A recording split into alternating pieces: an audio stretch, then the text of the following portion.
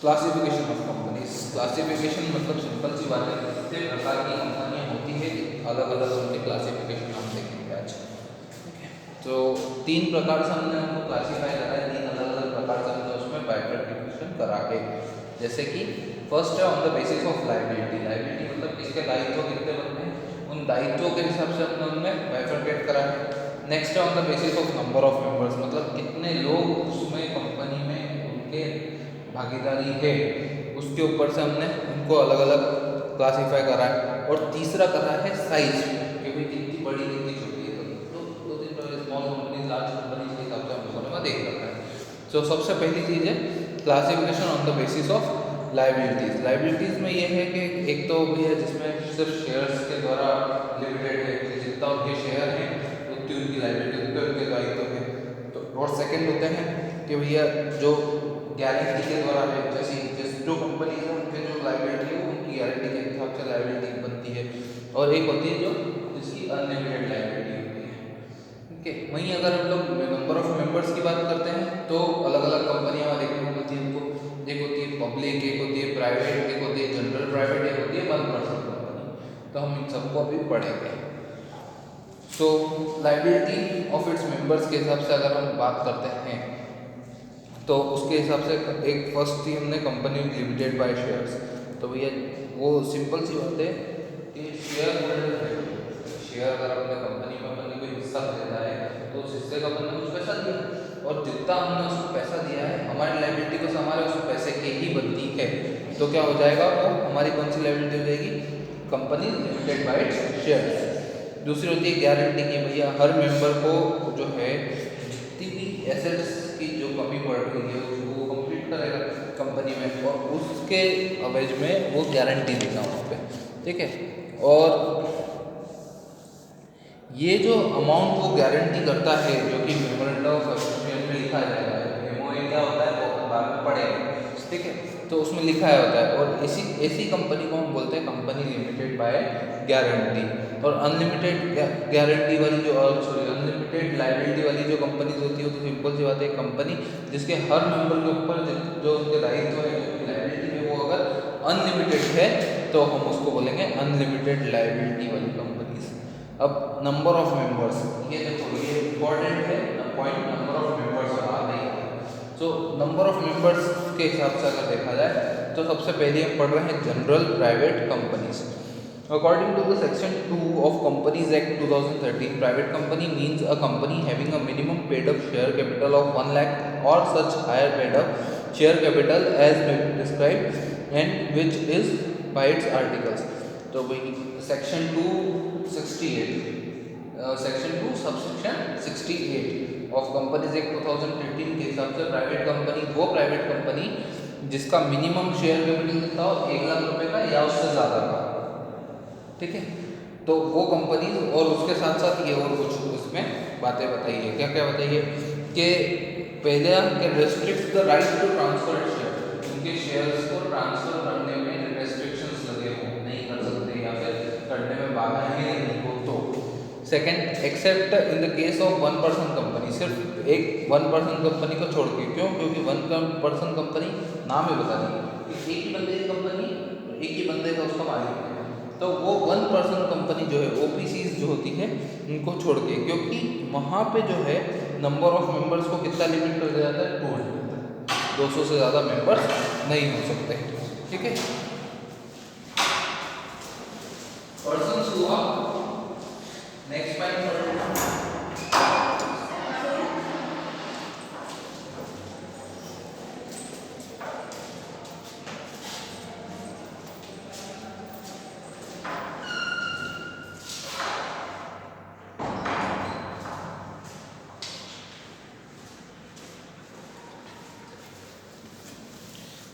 Prohibits any invitation to the public to subscribe the securities. अब ऐसी company क्या है, पब्लिक प्राइवेट कंपनी है, तो ये पब्लिक से पैसा नहीं मांग सकती, पब्लिक से नहीं बोल सकते कि आप हमारे शेयर खरीदो और उसके एवज में हम आपको पैसा दो। ठीक है, किसी भी प्रकार का कोई सब्सक्रिप्शन वहाँ उनसे नहीं ले सकती। अब आपने 1% कंपनी सुना है पे, तो 1% कंपनी क्या है, ओपीसी क्या होती है। सो कंपनी एक्ट के हिसाब से ओपीसी मतलब वो कंपनी जिसमें सिर्फ एक ही मेंबर होता है।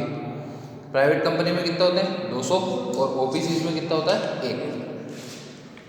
क्या स्पेशल फीचर्स होते हैं इनके? तो सिंपल सी बात है भैया कि एक जो बंदा है जो कि इंडियन सिटीजन होगा या फिर इंडिया में रहता होगा वही ऐसी 1% कंपनी को बना सकता है। सेकेंड, ये जो है किसी भी प्रकार के दान धर्म करने के लिए नहीं बन सकती, चैरिटेबल पर्पसेस के लिए नहीं बनती है। 1% कंपनी जो होती है वो एक बंदा 1% कंपनी एक ही बना सकता है और वो उसका नॉमिनी भी बना सकता है। नॉमिनी मतलब मेरे जाने के बाद ये कंपनी किसकी होगी, ठीक है।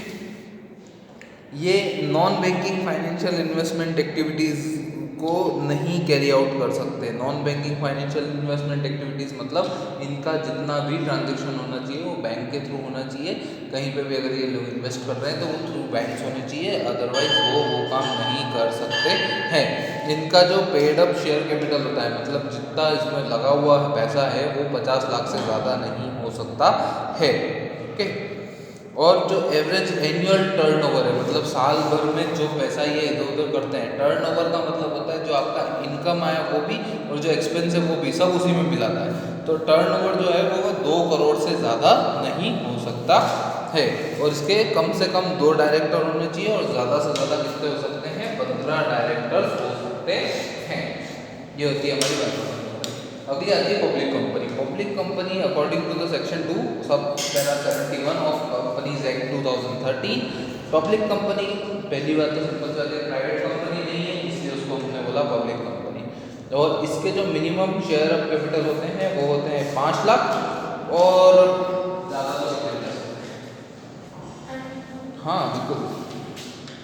इसमें ऐसा होता है कि पब्लिक कंपनी में कम से कम 7 मेंबर होने कंपलसरी होते हैं, मिनिमम 7 मेंबर्स होने कंपलसरी होते हैं। उसमें मैक्सिमम की कोई नीड नहीं होती, मैक्सिमम कितने भी हो सकते हैं। अब तीसरा साइज के हिसाब से, तो साइज के हिसाब से 2 प्रकार की कंपनी होती है, एक होती है स्मॉल कंपनी, एक होती है large company. Small companies act 2013 के हिसाब से स्मॉल कंपनी वो कंपनी है जिसका जो कैपिटल है वो कितना है 50 लाख रुपए है, मतलब 50 लाख रुपए से ज़्यादा नहीं है ना, 50 से कम है तो उनको हम कौन सी बोलेंगे स्मॉल कंपनी बोलेंगे। पर उससे ज़्यादा भी अगर होता है तो कितना हो सकता है मैक्सिमम 5 करोड़ का, इससे ऊपर नहीं होना चाहिए। और इनका जो है टर्नओवर जो है last statement of profit of loss का जो स्टेटमेंट है उसके हिसाब से 2 करोड़ से ज़्यादा नहीं होगा, तो वैसी कंपनी को हम क्या बोलेंगे स्मॉल कंपनीज, ठीक है। और उसके अलावा हमारी प्रिस्क्राइब भी हो सकता है, ऐसा कोई जरूरी नहीं है। तो 2 करोड़ तो सरकार ने मिला, 50 लाख सरकार ने मिला, पर कंपनी बनते टाइम अगर हमने कुछ प्रिस्क्रिप्शन करे हैं उसमें कुछ चेंजेस करे हैं वो उसमें, तो उसमें कितने कर सकते हैं, तो मैक्सिमम उसमें हम कर सकते हैं 5 करोड़ तक शेयर कैपिटल का और जो हमारी ये है टर्नओवर का वो 20 करोड़ तक हो सकता है, ठीक है। नेक्स्ट पहली बात इसमें कुछ चीज़ें और होती हैं जो कि इसके ऊपर लागू होती है कि एक तो ये जो कंपनी है ये किसी और की सब्सिडरी नहीं होना चाहिए, मतलब किसी कोई और ऑलरेडी कोई कंपनी चल रही है ना उसी ने सेकंड कंपनी खोली हो, ऐसी कंपनियां स्मॉल कंपनीज नहीं हो सकती, ठीक है। दूसरा वो कंपनी जो है under section B of companies act उसमें रजिस्ट्रेशन उसमें होना चाहिए। एक कंपनी और ये जो बॉडी कॉर्पोरेट है ये किसी एक स्पेशल एक्ट के अंतर्गत आनी चाहिए, तो ये स्मॉल कंपनीज में आएगी। सेकेंड है लार्ज कंपनी। लार्ज कंपनी जो स्मॉल कंपनी नहीं होती वो लार्ज कंपनी होती, सिंपल सी बात है। क्योंकि 2 ही प्रकार की चीज़ें हैं ना, स्मॉल कंपनी का डेफिनेशन लार्ज कंपनी है कि जो स्मॉल कंपनी है वो लार्ज। नाउ क्या क्या कैरेक्टरिस्टिक्स होते हैं प्राइवेट कंपनी। प्राइवेट कंपनी तो सिंपल सी बात है, हम एक एक करके तो कंपनी को पढ़ते हैं प्राइवेट कंपनी। तो प्राइवेट कंपनियाँ जो होती है उसमें उनके जो शेयर्स होते हैं वो रिस्ट्रिक्टेड होते हैं, पब्लिक को नहीं बेच सकते, प्राइवेटली ही ऑन होंगे, ठीक है। मिनिमम नंबर ऑफ मेंबर्स होते हैं 2, मैक्सिमम नंबर ऑफ मेंबर्स होते हैं 200, ठीक है। ये जो है किसी भी प्रकार के पब्लिक का इन्विटेशन, पब्लिक को इन्विटेशन देने से ये मना करते हैं, पब्लिक से आप पैसा नहीं लगवा सकते हो। यहाँ जो लाइबिलिटी होती है वो हमेशा लिमिटेड होती है और ऐसी कंपनियों के नाम में लास्ट में प्राइवेट लिमिटेड या पीवीटी एलटीडी लिखा होना कंपलसरी होता है। एक प्राइवेट कंपनी जो है वो किसी पब्लिक कंपनी या फिर किसी सब्सिडियरी कंपनी बन सकती है तो उसमें ऐसे स्पेशल प्रिविलेज होने पड़ेंगे कि वो कैसे उसको निकल सकती है, कैसे उससे बाहर हो सकती है और कैसे वो बन सकती है पब्लिक कंपनी के लिए। जो अकाउंट है प्राइवेट कंपनी का वो कभी भी पब्लिश नहीं होता है, किसी को बताया नहीं जाता है, क्योंकि प्राइवेट कंपनी है, उसके लेन देन है, खुद के पास होते हैं, किसी और को नहीं बताते हैं। इसमें जो है सेक्यूरिटी मीटिंग्स जो होती है वो कोई ऐसा ज़रूरी नहीं है कि रखा जाए, है ना, और उसकी रिपोर्ट बनाने भी कोई ज़रूरी नहीं है, बट पब्लिक कंपनीज में रिपोर्ट बनती है और वहाँ पे मीटिंग्स भी होती है ना। ये किसी प्रकार का कोई प्रोस्पेक्टस या फिर कोई स्टेटमेंट इन लिeu ऑफ प्रोस्पेक्टस को नहीं निकालती है। प्रोस्पेक्टस और स्टेटमेंट इन लिeu ऑफ प्रोस्पेक्टस क्या होता है ये हम आगे पब्लिक कंपनी में पढ़ेंगे तो आएगा, तो आपको समझ में आ जाएगा कि क्या था। जो नंबर ऑफ डायरेक्टर्स होते हैं प्राइवेट कंपनीज में मिनिमम कितने चाहिए, 2, मैक्सिमम कितने चाहिए, 15, ठीक है, 15 मेंबर्स है, मिनिमम 2 मैक्सिमम 200। नाउ एडवांटेजेस क्या होता है, सबसे बढ़िया एडवांटेज बहुत इजीली हम बहुत इजीली हम इसको बना सकते हैं। दूसरा, प्राइवेट कंपनी तो हमको हमारे बुक्स किसी को दिखानी नहीं होती तो सीक्रेसी मेंटेन हो जाती है। तीसरा, हम लोग जो कंपनीज एक्ट का रेस्ट्रिक्शन है वो हमारे ऊपर बहुत ज़्यादा कम लगता है, एकदम से ज़्यादा नहीं होता है। चौथा, जो ऑनरशिप होती है वो मोस्टली फैमिली और फ्रेंड्स में। ऑब्वियसली बात है, अगर मैं एक कंपनी खोल रहा हूँ, प्राइवेट कंपनी खोल रहा हूँ, तो उसके मेंबर्स में किसको बनाऊंगा, जो मेरे जान पहचान में उनको ही बनाऊंगा, हर किसी को तो नहीं बनाऊंगा। तो ऑनरशिप जो होती है वो फैमिली फ्रेंड्स में ही रहती है, और लिमिटेड लाइबिलिटी होती है, हर किसी की लाइबिलिटी उसकी होती है जितना उसका पेड अप शेयर कैपिटल होता है, इसलिए लिमिटेड लाइबिलिटी होती है। और ऐसी कंपनियां भी परपेचुअल एग्जिस्टेंस करती है। परपेचुअल एग्जिस्टेंस मतलब पीढ़ी दर पीढ़ी चलती जाती है, उनकी कभी भी काम खत्म नहीं होती। वो क्या प्रिविलेजेस मिलते हैं या क्या लीगल एग्जेम्पशंस मिलते हैं प्राइवेट कंपनी को, तो एक प्राइवेट कंपनी बहुत इजीली हो जाती है। सिर्फ 2 सिग्नेटरीज चाहिए होते हैं, जैसे हमने बताया मिनिमम डायरेक्टर्स कितने चाहिए होते हैं, 2, तो सिर्फ 2 डायरेक्टर्स अगर हो तो प्राइवेट कंपनी को फॉर्म कर सकते हैं। किसी प्रकार का कोई रेस्ट्रिक्शन नहीं होता शेयर के अलॉटमेंट के ऊपर इसमें, ठीक है। इनको किसी प्रकार का कोई प्रोस्पेक्टस, किसी प्रकार का स्टेटमेंट इन लिeu ऑफ प्रोस्पेक्टस नहीं देना पड़ता है शेयर को अलॉट करने से पहले, ठीक है। तीसरा, चौथा, ये जो है फाइनेंशियल असिस्टेंस दे सकती है इनके पर्सन को, जो इनके काम कर रहे हैं, जो इनके मेंबर्स हैं, उनको हम फाइनेंशियली एड प्रोवाइड कर सकते हैं, ठीक है। फिर पांचवा, इनको किसी प्रकार की कोई मीटिंग्स नहीं रखनी पड़ती, कोई सेक्रेटरी मीटिंग्स नहीं रखनी पड़ती, वैधानिक मीटिंग्स नहीं रखनी पड़ती इनको, और ना ही उन वैधानिक मीटिंग्स की कोई रिपोर्ट, किसी प्रकार की वैधानिक रिपोर्ट बनानी पड़ती है ना।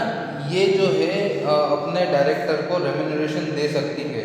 रेम्यूनरेशन का मतलब होता है वो पैसा जो भी डायरेक्टर का लगा हो, या डायरेक्टर अगर कुछ काम कर रहा हो खुद उस कंपनी में, तो उसके अवधि में उसको पैसा दिया जा सकता है ना। ये जो है अपने डायरेक्टर्स को लोन भी दे सकती है, बट उसको लोन देने से पहले प्रॉपर कंसेंट लेना पड़ता है और सेंट्रल गवर्नमेंट का अप्रूवल होना कंपलसरी हो जाता है, ठीक है। नेक्स्ट है इसकी जो बैलेंस शीट होती है, प्रॉफिट लॉस अकाउंट होता है, ये सब जो है ये इंस्पेक्शन के लिए ओपन नहीं होते, पब्लिक इनको नहीं देख सकती है, ये इनका प्राइवेट मैटर होता है, प्राइवेट के पास में ही रखते हैं। पर इनकी जो कॉपियां हैं वो उनको कहाँ पे सबमिट करनी पड़ती है, रजिस्ट्रार ऑफ द कंपनीज को सबमिट करनी पड़ती है। जो कंपनी की रजिस्ट्री करते हैं उन रजिस्ट्रार को सबमिट करना पड़ता है। जो कंट्रोल और मैनेजमेंट होता है जनरली वो जो कंपनी के मालिक होते हैं उनके ही हाथ में रहता है और किसी के साथ में नहीं आता है। और जो मिनिमम नंबर है डायरेक्टर्स के वो होते हैं 2, मैक्सिमम होते हैं 15। इस चीज को बहुत अच्छे से दिमाग में बिठाना, 4 बार हो चुका। डिफरेंस क्या है पब्लिक और प्राइवेट कंपनी में, तो ऑलरेडी हम पढ़ चुके हैं भाई। नंबर ऑफ मेंबर्स अगर यहाँ पे देखा जाए तो मिनिमम होते हैं 2, मैक्सिमम होते हैं 200, इसमें देखा जाए तो मिनिमम होते हैं 7, मैक्सिमम होते हैं कितने भी हो सकते हैं, है ना। पब्लिक इशू अगर देखा जाए तो हम पब्लिक प्राइवेट कंपनी जो है वो पब्लिक को इशू नहीं दे सकती, पब्लिक को शेयर नहीं बेच सकती। पब्लिक कंपनी पब्लिक को शेयर बेचती, इसलिए तो पब्लिक कंपनी नाम है उसका। शेयर को अलॉट करने के लिए भी यहाँ पे डायरेक्टली शेयर अलॉट हो जाते हैं, और वहाँ पे मिनिमम सब्सक्रिप्शन होने के बाद में हम शेयर को अलॉट कर सकते हैं। इनको कोई इसी प्रकार की कोई मीटिंग्स, कोई वैधानिक मीटिंग्स नहीं रखनी पड़ती, कोई सेक्रेटरी मीटिंग्स नहीं रखनी पड़ती है। पब्लिक कंपनी में सेक्रेटरी मीटिंग्स रखना और उनके रिपोर्ट्स बना के रजिस्ट्रार को सबमिट करना कंपलसरी होता है, ठीक है।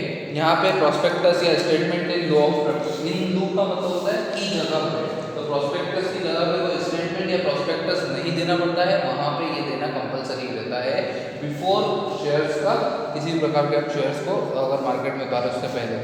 यहाँ पे कम से कम 2 डायरेक्टर हो सकते हैं और मैक्सिमम कितने हो सकते हैं, 15 हो सकते हैं। यहाँ पे कम से कम 3 डायरेक्टर होने चाहिए और ज़्यादा से ज़्यादा कितने हो सकते हैं, 15। ठीक है। जो ट्रांसफ़र है वो शेयर्स का रेस्ट्रिक्टेड रहता है, पर्सनल होता है, और यहाँ पे जो शेयर है वो बहुत इजीली ट्रांसफर हो सकते हैं क्योंकि मार्केट में रहते हैं, पब्लिक कंपनी है।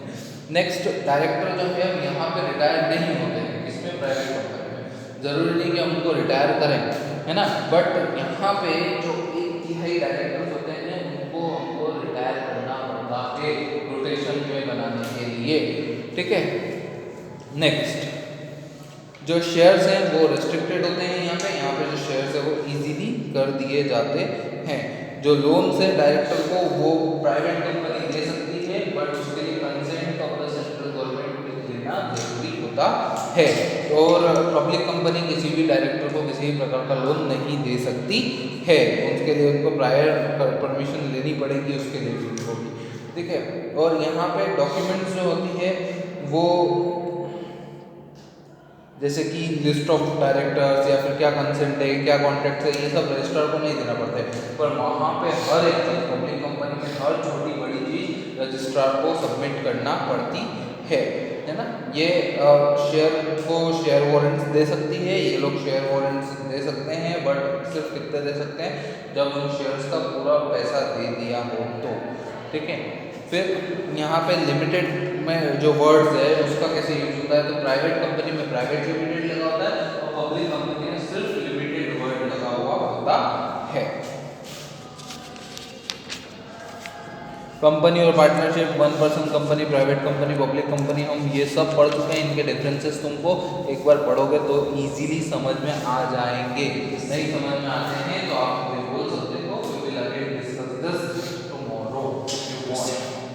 ठीक है। Next, similarities between the company and cooperative society. Company और कोऑपरेटिव सोसाइटी में क्या सिमिलरिटी होती है, तो एक कंपनी को कंपनी एक्ट के तहत बनाया जाता है, कोऑपरेटिव सोसाइटी को कोऑपरेटिव सोसाइटी एक्ट के तहत बनाया जाता है। दोनों किसी न किसी एक्ट के तहत बनती है, इसलिए एक ये सिमिलरिटी होती है।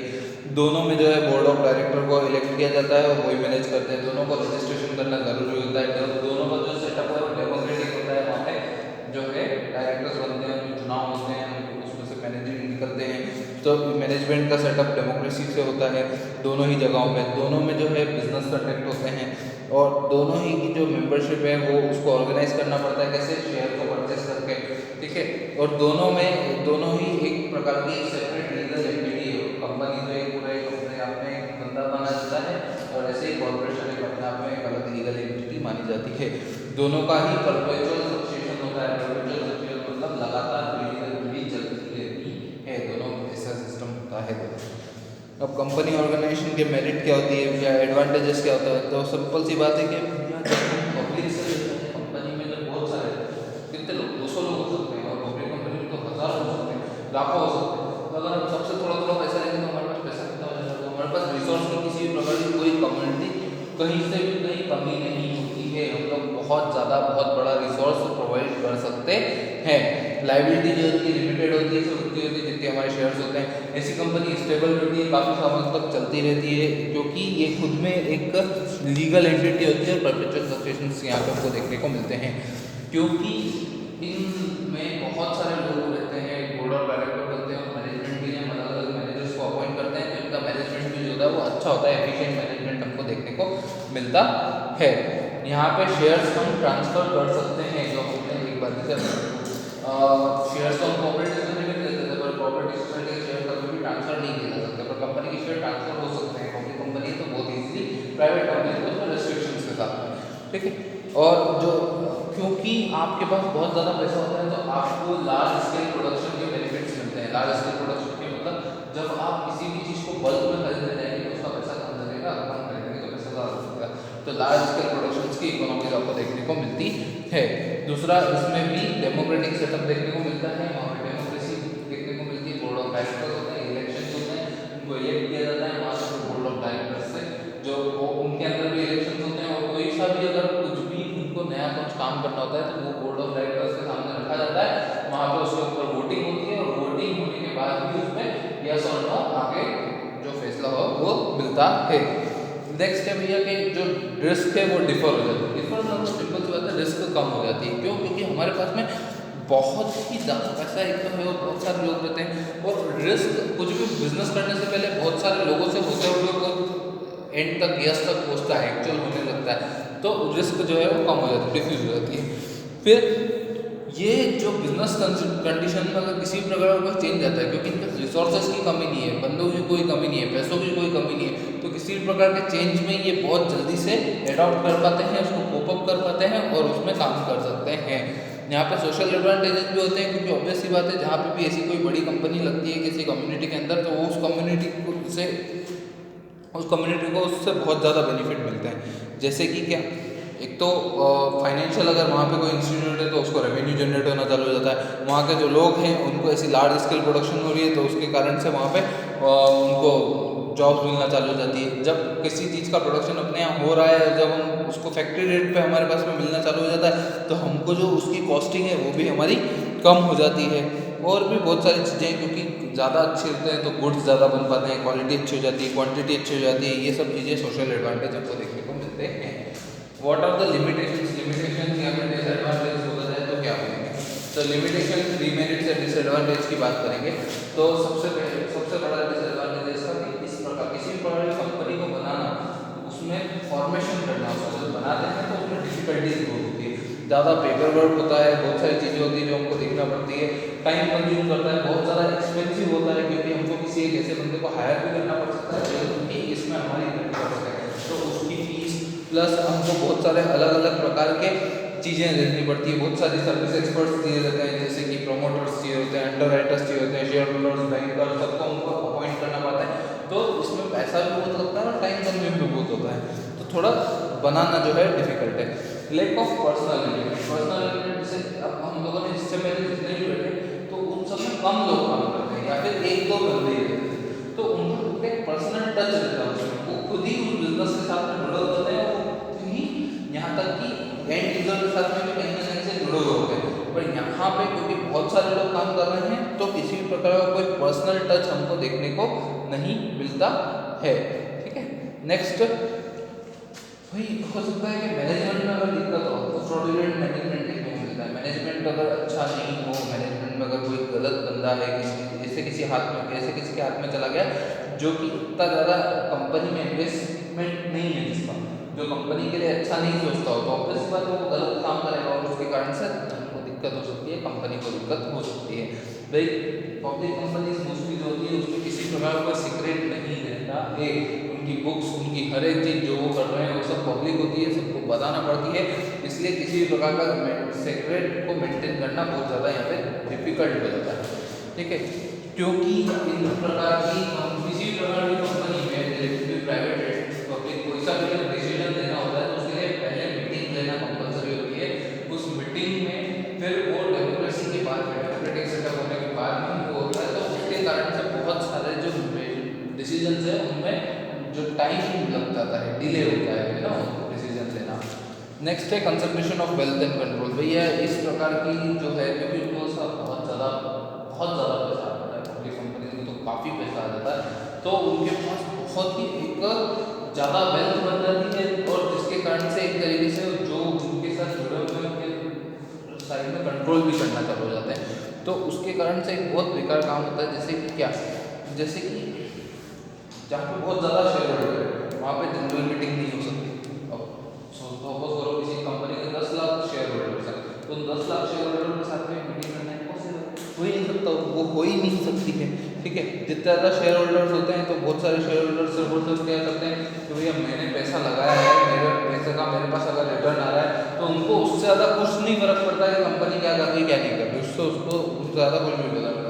फिर दूसरा, क्योंकि ऐसे शेयर होल्डर्स पूरे देश में फैले हुए होते हैं, जरूरत मैं यहाँ बैठा हूँ बॉम्बे की, अगर किसी कंपनी का मैंने शेयर खरीद रखा तो मैं तो यहाँ बैठा हूँ, मेरे को क्या पता बॉम्बे में वो कंपनी क्या कर रही है, क्या काम हो रहा है। दूसरा, हम लोग एकदम से नहीं आ सकते कहीं पे भी, अगर वो बोले कि हाँ हम एक शेयर होल्डर की मीटिंग कर रहे हैं आपका वाला, कोई नहीं आ ही नहीं सकता किसी भी प्रकार से। ठीक है, तो ये जो है ये सब इस प्रकार से क्या होता है कि कंट्रोल जो होता है उस कंपनी का वो कुछ ही हाथों में नहीं जाता है, इस कारण से जो वहाँ है वो क्या कंट्रोल हो जाता है। और उसके कारण से क्या होता है, उनके साथ में पावर आ जाती है, कंसंट्रेशन आ जाता है, पावर आ जाती है। ठीक है, बहुत ज़्यादा यहाँ पे लॉ का कंट्रोल देखने को मिलता है। इस प्रकार की कंपनीज में क्या है, कुछ गलत काम ना हो इसके लिए इस पे कंपनीज एक्ट के जो रूल्स एंड रेगुलेशन है उसको बहुत स्ट्रिक्टली फॉलो करवाया जाता है। गवर्नमेंट भी इस चीज़ के ऊपर बहुत अच्छे से निगरानी रखती है कि कंपनी जो है वो अच्छे से काम करते रहे। बट गवर्नमेंट के जो कई बार क्या होता है, गवर्नमेंट के ऑफिसर्स है, गवर्नमेंट के रूल्स एंड रेगुलेशंस के कारण हमको इस प्रकार की कंपनी को काम करने में दिक्कत आती है, काम में कहीं ना कहीं बाधाएं आती है। Neglect, speculation and misuse of secret information. भैया क्या है कि कोई आपके अंदर कंपनी में काम कर रहा है, वो कंपनी के लिए अच्छा नहीं सोच रहा है, उसको आपकी कंपनी के कुछ सीक्रेट्स अगर पता चलता है तो सीक्रेट इन्फॉर्मेशन का वो गलत तरीके से इस्तेमाल कर सकता है, जिसका खामियाजा कंपनी को भुगतना पड़ सकता है। जैसे कि स्टॉक एक्सचेंज में जब मार्केट में स्टॉक्स मिलते हैं कंपनी के, तो इनसाइडर ट्रेडिंग करके एक वर्ड है, उसका मतलब होता है कि कंपनी के अंदर कुछ अगर अच्छा होने वाला होता है तो वो जब अच्छा होगा तो कंपनी के स्टॉक के प्राइस ऊपर जाएंगे। अगर कंपनी में कुछ घाटा होने वाला है तो घाटे के कारण कंपनी का प्राइस नीचे आएंगे। तो अगर कंपनी के अंदर के बंदे पहले ही बाहर के बंदों को ये बता दें कि हमारी कंपनी में ऐसा कुछ होने वाला है, तो वो स्टॉक्स को मैनिपुलेशन करा जा सकता है। इसको बोला जाता है insider trading, and that insider trading is by law a crime. Next है unsuitable for all kind of business. भाई ये कंपनी ऑर्गेनाइजेशन जरूरी नहीं कि हर प्रकार के बिजनेस के लिए कंपनी बनाना पड़े। अब मैं एक दुकान खोल के बैठा हूँ तो मैं कंपनी थोड़ी बनाना चाहता हूँ कि बोर्ड ऑफ डायरेक्टर्स हो ये करूँगी, सारा काम जरूरी नहीं है। तो ये जो फॉर्म है बिजनेस का, ये भाई हर चीज़ में नहीं होता है, इसमें कुछ ही जगह पे ये है कि इस प्रकार के बिजनेस को कराया जाता है। जिसमें सोशल इल इफेक्ट्स भी देखने को मिलते हैं। इल इफेक्ट्स मतलब खराब, इल मतलब खराब, तो इल इफेक्ट्स क्या होते हैं, सामाजिक इल इफेक्ट्स हमको ये देखने को मिलते हैं कि भैया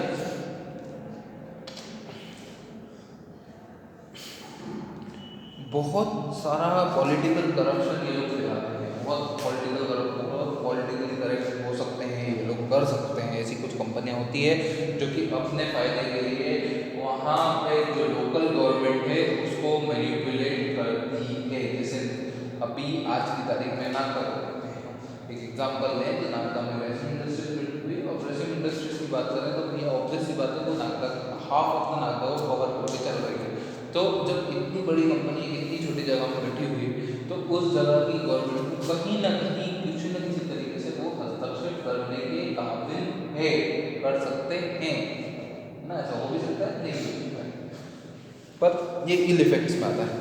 ठीक है, दूसरा को in killing initiative and elasticity, for example played employees of the company work according to the set rules and in mechanical manner. कुछ भी नए फंड को ये मार देते हैं, क्यों? क्योंकि जैसे आप अगर किसी कंपनी में काम कर रहे हो, आपकी सोच है कुछ, आप उस सोच को अगर अपनाना चाहते हो तो आपकी कंपनी उस सोच को हो सकता है कि वहाँ पे नहीं उभरने दे।